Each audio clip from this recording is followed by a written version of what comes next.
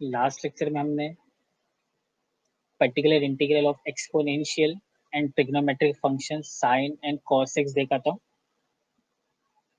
अभी particular integral of algebraic terms देखेंगे। x to the power m where m is a positive integer। अगर मेरा function है 1/f of d into x to the power m is equal to 1/1 plus phi of d into x to the power m, then remember एक series हमने जो है same to में किया है 1/1 plus x and 1/1 minus x, 1 minus x plus x square minus x cube plus x raised to 4 and so on। अगर plus है तो साइन क्या होगी, ऑल्टरनेट प्लस माइनस होगा और x के power will be in the increasing order. 1/1 minus x, अगर minus है तो सारे टर्म क्या होंगे, पॉजिटिव रहेंगे। 1 plus x square plus x cube plus x to the power 4 and so on। Again the power of x will be in the increasing order, ascending order। तो हमें क्या करना है, we have to arrange the power of d in ascending order for adjustment of the required terms।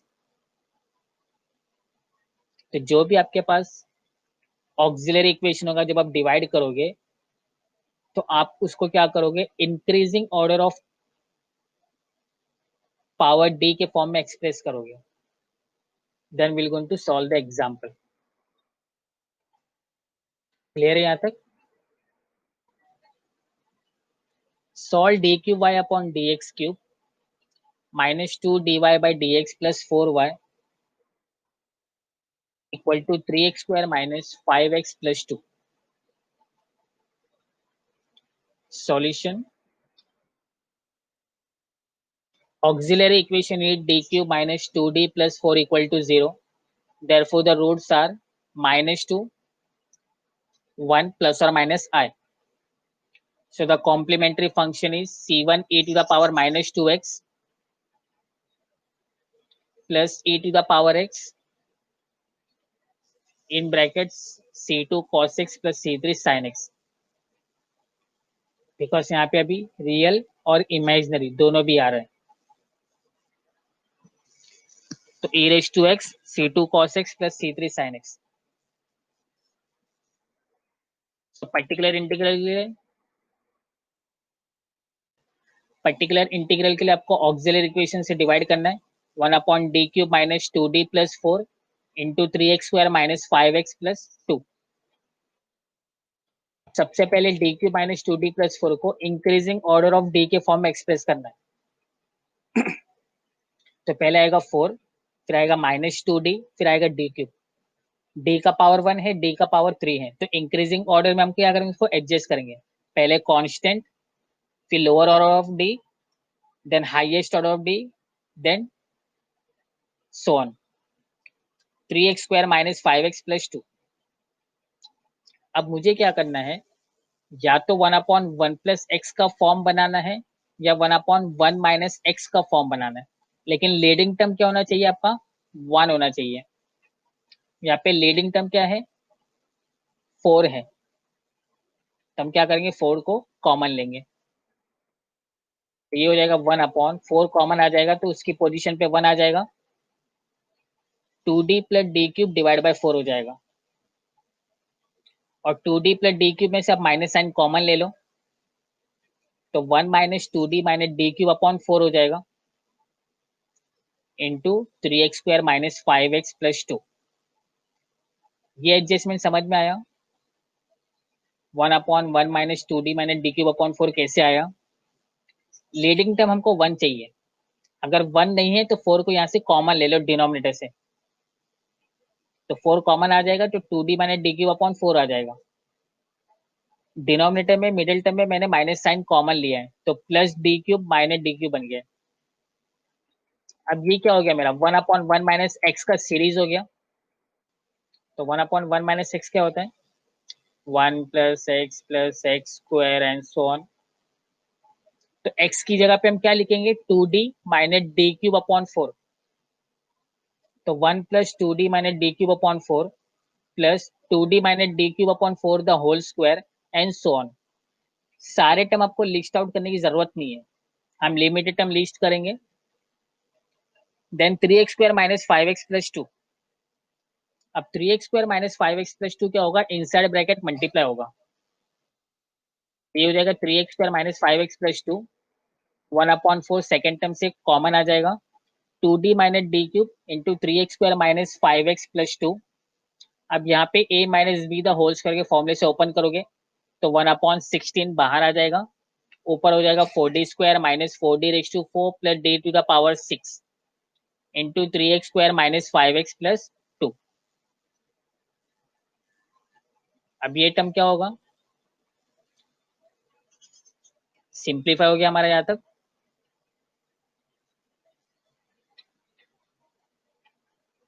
अब इसके आगे आपको dot dot dot करके छोड़ देना, बिकॉज हमने लिमिटेड टर्म ही लिखा है, तो प्लस प्लस हमने करके छोड़ दिया आगे। अब डी का मतलब होता है डेरिवेटिव, और डी स्क्वायर का मतलब है सेकेंड ऑर्डर डेरिवेटिव।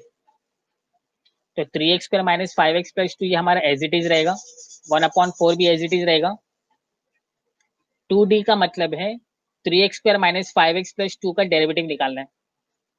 तो फर्स्ट टर्म हो जाएगा 2 इंटू 3 6x माइनस 5, और उसके साथ में मल्टीप्लाई बाय 2 तो हो जाएगा 12x माइनस 10। डी क्यूब का मतलब है 3x square minus 5x plus 2 का थर्ड ऑर्डर डेरिवेटिव निकालना है। तो 3x स्क्वायर का फर्स्ट ऑर्डर डेरिवेटिव हो जाएगा 6x, फिर हो जाएगा सेकेंड ऑर्डर डेरिवेटिव 6, फिर हो जाएगा 0। 5x का हो जाएगा फर्स्ट ऑर्डर डेरिवेटिव -5, फिर उसके बाद हो जाएगा 0, 2 का हो जाएगा 0, मतलब third order derivative entire equation का क्या मिल रहा है, 0, इसलिए यहाँ पर हमने 0 लिख दिया। अब यहाँ पे क्या बोला है, सेकेंड ऑर्डर डेरिवेटिव, तो ये तो मेरा फर्स्ट ऑर्डर डेरिवेटिव है, सेकेंड ऑर्डर डेरिवेटिव 6 है, तो 4 इंटू 6 क्या हो जाएगा 24।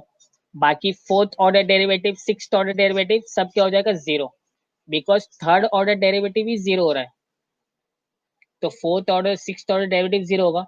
तो इसके आगे इसलिए हमने बाकी सारे टर्म लिखे नहीं, बिकॉज अभी क्या होगा, डी का पावर इंक्रीज होते जाएगा, जब थर्ड ऑर्डर डेरिवेटिव ही 0 हो रहा है तो आगे की जितने भी हाईएस्ट ऑर्डर रहेंगे वो सब क्या बन जाएंगे, 0 बन जाएंगे, इसलिए हमने आगे प्लस के आगे कुछ लिखा ही नहीं। अब इसको सिंप्लीफाई करेंगे, हो जाएगा 3x square minus 5x plus 2, ऊपर से 2 कॉमन लेने पर हो जाएगा 6x माइनस 5 अपॉन 2 प्लस 8 2 जा 16, 8 3 जा 24। तो 1/4 3x square minus 5x plus 2। अब 2 को इनसाइड ब्रैकेट मल्टीप्लाई करते हैं तो हो जाएगा 3x माइनस 5/2 प्लस 3/2। तो 3x square minus 5x plus 3x हो जाएगा -2x, माइनस 5/2 प्लस 3/2 ये हो जाएगा -1, और प्लस 2 तो हो जाएगा +1। तो पर्टिकुलर इंटीग्रल मिल गया 1/4 3x square minus 2x plus 1। So therefore the complete solution is CF plus PI। CF क्या मिला, C1 e to the power -2x plus e to the power x C2 cos x plus C3 sin x plus 1/4 3x square minus 2x plus 1। Clear है यहाँ तक। तो next example है, solve D cube minus D square minus 6d y equal to x square plus 1। The auxiliary equation is d cube minus d square minus 6d equal to 0. Therefore, the roots are d equal to 0, -2 and 3. The complementary function is given by c time y of c1 e to the power 0x plus c2 e to the power -2x plus c3 e to the power -3x। तो ये मिल गया हमको complementary function. Particular integral के लिए आपको क्या करना है, आपको ऑक्सिलरी इक्वेशन से डिवाइड करना है, 1/d³ minus D square minus 6d x square plus 1। अब इसको आप क्या करोगे, असेंडिंग ऑर्डर में अरेंज करोगे तो ये हो जाएगा 6d minus D square plus D cube. Leading term क्या होना चाहिए आपको मैंने बताया 1 होना चाहिए, तो लेकिन यहाँ पे क्या आ रहा है मेरे पास 6d आ रहा है, तो हम क्या करेंगे 6d को कॉमन लेंगे, तो अंदर से हम क्या करेंगे फिर 6d को कॉमन ले रहे हैं, तो हम क्या करेंगे -6d कॉमन ले लेते हैं। तो -6d कॉमन लेने पे क्या हो जाएगा 1 plus d minus D square upon 6 हो जाएगा।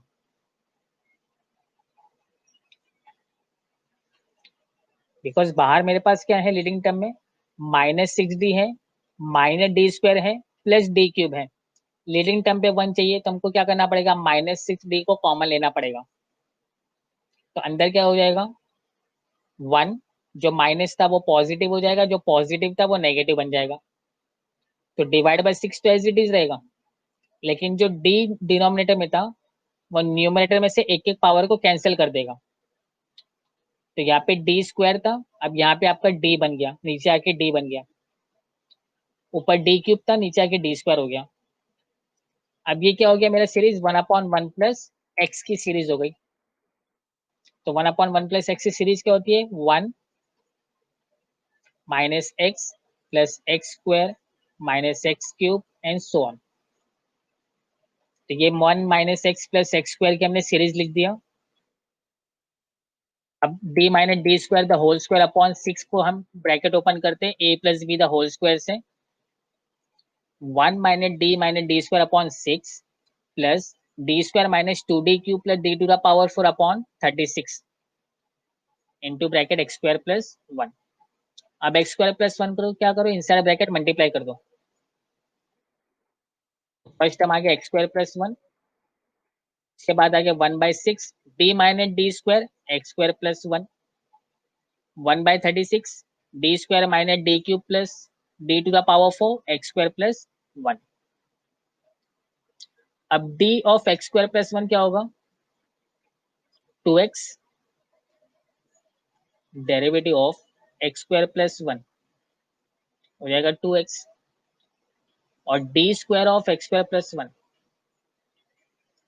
डेरिवेटिव ऑफ x² हो गया 2x, derivative second order derivative of x² हो जाएगा 2। इससे पहले टर्म पे आपको मिल गया 2x, d² से आपको मिल गया 2।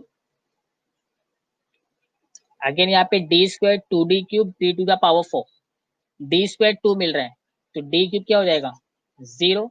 इसके बाद के सारे ऑर्डर क्या हो जाएंगे 0। तो d टू द पावर 2 पे आपको क्या लिखना है सिर्फ 2 लिखना है, उसके आगे सब क्या हो जाएगा 0, बिकॉज उसके आगे डेरिवेटिव फाइंड करके सब 0 बन जाएगा। So -1/6d x² plus 1 x minus 1 whole divide by 3 plus 1/18। अब इनसाइड ब्रैकेट सिंप्लीफाई करेंगे x² plus 1 minus x/3 plus 1/3 plus 1/18। So -1/6d x² plus 1 minus x/3 plus 1/3 plus 1/18।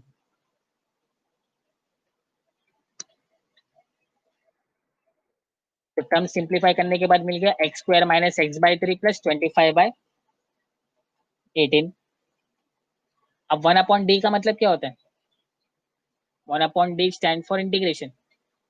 सो -1/6 बाहर रहेगा, integration of x² dx -1/3 constant बाहर, integration of x dx 25/18 integration of 1 dx। So -1/3 1/6 x² का integration x³ 3 x का integration x²/6 x²/6 in the sense x²/2 हो जाएगा, 1/3 मेरे पास है तो 2 इंटू 3 क्या हो जाएगा 6 हो जाएगा। 25/18 इंटीग्रेशन 1 क्या हो जाएगा x। तो complete solution is CF plus PI। तो CF क्या है C1 e to the power 0x plus C2 e to the power -2x plus C3 e to the power 3x और PI की जगह पे ये पूरा टर्म आप लिख लोगे -1/6 x³ 3 minus x²/6 plus 25/18 x। Clear है यहाँ तक? ओके, तो नेक्स्ट पार्ट है हमारा particular integral of multiplicative terms. अब तक हमने इंडिविजुअल देखा, individual exponential, individual trigonometric, individual algebraic term.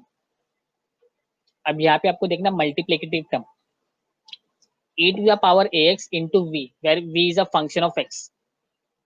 v आपका cos x भी हो सकता है, sin x भी हो सकता है, एक्सपोनेंशियल भी हो सकता है, अलजेब्रिक भी हो सकता है, कुछ भी हो सकता है। सो 1/f of D e to the power ax into v आता है। तो आपको क्या करना है, d की जगह पे d प्लस a पुट करना है, और कैलकुलेशन आप इन फ्लो में करोगे और आगे की तरफ करोगे। It will be in the calculation in the forward position. देखो नॉर्मली जब हम लोग एक्सपोनेंशियल का पार्ट सॉल्व करते थे तो d की जगह पे हम क्या पुट करते थे, a पुट करते थे। तो e to the power x को ऑलरेडी हमने सॉल्व कर दिया है, इसको हमने लिख दिया f of d plus a। अब 1/f of d plus a से जो भी इक्वेशन बनेगा उसको हमको v पे ऑपरेट करना है। e to the power ax से हमको टर्म मिल गया d प्लस a। अब d प्लस a को सॉल्व करके हमको v को ऑपरेट करना है, बिकॉज ओरिजिनल क्या था हमारा f ऑफ d, और राइट आंसर में मिल क्या रहा है, f of d plus a। Solve d square minus 2d plus 2 of y equal to x plus e to the power x cos x। The auxiliary equation is d square minus 2d plus 2 equal to 0. Therefore, the roots are d equal to 1 plus or minus I. The complementary function is y equal to e to the power x c1 cos x plus c2 sin x. तो particular integral बन जाएगा 1/d square minus 2d plus 2 of x plus 1/d square minus 2d plus 2 e to the power x cos x। अब दो term को हम क्या करेंगे, separately solve करेंगे। तो पहले x वाले टर्म को सॉल्व करते हैं। x वाले टर्म में हमको क्या करना है, इंक्रीजिंग पावर ऑफ d के फॉर्म में एक्सप्रेस करना है। तो पहले आ जाएगा 2, उसके बाद आएगा माइनस 2d, उसके बाद आ जाएगा d स्क्वायर। लीडिंग टर्म क्या होना चाहिए, 1 होना चाहिए। तो हम क्या करेंगे, ऐसे 2 को कॉमन लेंगे और डिनोमिनेटर में से मिडिल टर्म में जो साइन माइनस है उसको भी कॉमन लेंगे। तो हो जाएगा 1 minus 2d minus d square upon 2। तो ये मेरा बन गया 1/2, 1 minus 2d minus d square upon 2 of x। तो ये मेरी सीरीज बन गई 1/1 माइनस x। तो इसको लिखेंगे 1 plus x square and so on. अब देख सकते हो सिर्फ मेरा टर्म लीनियर है, x है, मतलब आपको सेकेंड भी लिखने की जरूरत नहीं पड़ेगी, बिकॉज फर्स्ट ऑर्डर डेरिवेटिव 1 हो जाएगा, सेकेंड ऑर्डर डेरिवेटिव 0 हो जाएगा। तो 1 plus 2d minus D square upon 2 plus 2d minus D square upon 2 the whole square and so on. x आपके पास है, इनसाइड ब्रैकेट मल्टीप्लाई करो, x plus 2d minus D square upon 2 times x plus 1/4, 4d square minus 4d cube plus d to the power 4 into x। 1/2 x will remain as it is, 2d of x हो जाएगा आपका 2। मैं derivative of x लिखता हूँ, तो क्या मिल गया 1, और बाहर मेरे पास 2 है, तो 2 इंटू 1 क्या हो जाएगा 2।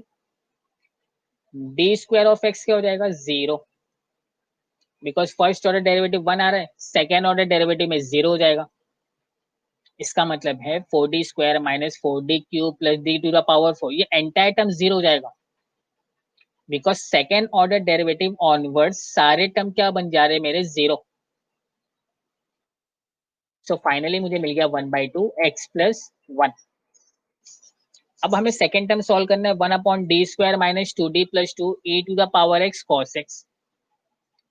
अब वहां पे हमारा एक्सप्रेशन क्या था, e to the power ax into v। तो एक्सपोनेंशियल को आपको क्या करना है, आगे लेना है। इन बिटवीन हम क्या करेंगे, f ऑफ d को लेंगे, that is my auxiliary equation. फिर इसके बाद हमारा v वाला फंक्शन रहेगा। तो जब आपके पास e to the power ax into v होता है तो d की जगह पे हम क्या लिखते हैं, d प्लस a। अगर ये आपको एक्सप्रेशन याद होगा एफ ऑफ डी था, राइट में आके क्या बन जाता है वो F of D plus A. तो ये पार्ट मेरा बन जाएगा E to the power A X होता है, एक्स का मल्टीपल क्या है 1, तो आपको डी की जगह पे लिखना है D plus 1। So D plus 1 the whole square minus 2 time D plus 1 plus 2। इसको सॉल्व करने के बाद आपको मिल रहा है 1 upon D square plus 1 into cos X. E to the power X का कैलकुलेशन हो चुका, जब आपने D equal to D plus 1 put कर दिया, E to the power X का कैलकुलेशन हो गया। अब आपको कहाँ पे मूव करना है, आगे की तरफ मूव करना है। तो cos x आ गया, cos x का मतलब है जहां कहीं भी डी स्क्वायर होगा वहां पे आप क्या पुट करोगे, माइनस ए स्क्वायर पुट करोगे। तो cos के एंगल क्या है 1 है, तो डी स्क्वायर की जगह पे हम पुट करेंगे -1, बिकॉज cos ax होता है, तो x का मल्टीपल 1 हो गया। तो डी स्क्वायर की जगह पे हमें क्या पुट करना है, -a स्क्वायर, तो a की वैल्यू 1 है, तो डी स्क्वायर की जगह पे हम क्या पुट करेंगे -1। लेकिन मैं अगर मैं -1 पुट करता हूं तो 1 अपॉन डिनोमिनेटर तो 0 बन जाएगा, तो 1 अपॉन 0 इज इंफिनिटी। तो हम क्या करेंगे, ऊपर x से मल्टीप्लाई करेंगे और डिनोमिनेटर का डेरिवेटिव लेंगे, तो x into cos X divide by 2d। अब x cos x अपॉन 2d आ गया, तो x upon 2 as it is रहेगा। ध्यान रहे यहाँ पे स्टूडेंट क्या गलती करते हैं, integration of x into cos x लिखते हैं, ये गलत है। बिकॉज हम लोग किसके ऊपर ऑपरेट कर रहे हैं, सिर्फ cos x के ऊपर ऑपरेट कर रहे हैं, तो x अपॉन 2 बाहर रहेगा, इंटीग्रेशन ऑफ cos x होगा। इंटीग्रेशन ऑफ cos x क्या होता है, साइन एक्स। इसलिए मैं आपको बार बार बता रहा हूँ, जब आप d equal to D plus A put कर देते हो तो हमारा कैलकुलेशन आगे की तरफ चलेगा, आगे की तरफ जो भी v वाला टर्म होगा उसी के ऊपर ऑपरेट करना है, उसके अलावा जो भी x आता है उसको बाहर ले लेना है। जैसे यहाँ पर हमने x अपॉन 2 को बाहर लिया, integration of cos x is sin x। So finally हमें मिल गया x into e to the power x upon 2 sin x। So therefore the complete solution is CF plus PI। CF क्या मिला, e to the power x C1 cos x plus C2 sin x plus 1/2 x plus 1, because हमारे पास दो term थे PI में, एक था हमारा x और सेकेंड था हमारा e to the power x cos x, तो वो जाएगा x into e to the power x sin x upon 2। तो एक PI यहां से मिल गया, सेकेंड PI मुझे यहाँ पे मिल गया, ये दोनों को हम क्या कर देंगे, ऐड कर देंगे। So we got the complete solution. Last example, solve d square y upon dx square plus 2y equal to x square e to the power 3x plus e to the power x minus cos 2x। अब यहाँ पे 3 separate particular integral solve करना होगा। The auxiliary equation is d square plus 2 equal to 0. Therefore, the roots are plus or minus under root of 2i. Therefore, the complementary function is y equal to c1 cos root x plus c2 sin root x। अब particular integral के लिए आपको क्या करना पड़ेगा, auxiliary equation को divide करना है, 1 upon D square plus 2, 1 upon D square plus 2 X square E to the power 3x plus 1 upon D square plus 2 E to the power x minus 1 upon D square plus 2 cos 2x। अब देखो ये cos 2x और e to the power x, ये तो simply solve हो जाएगा। हमने already बहुत एग्जांपल सॉल्व किए हैं e to the power x और cos 2x के लिए। बचा जो मेरा मेन पार्ट है वो है X square E to the power 3x।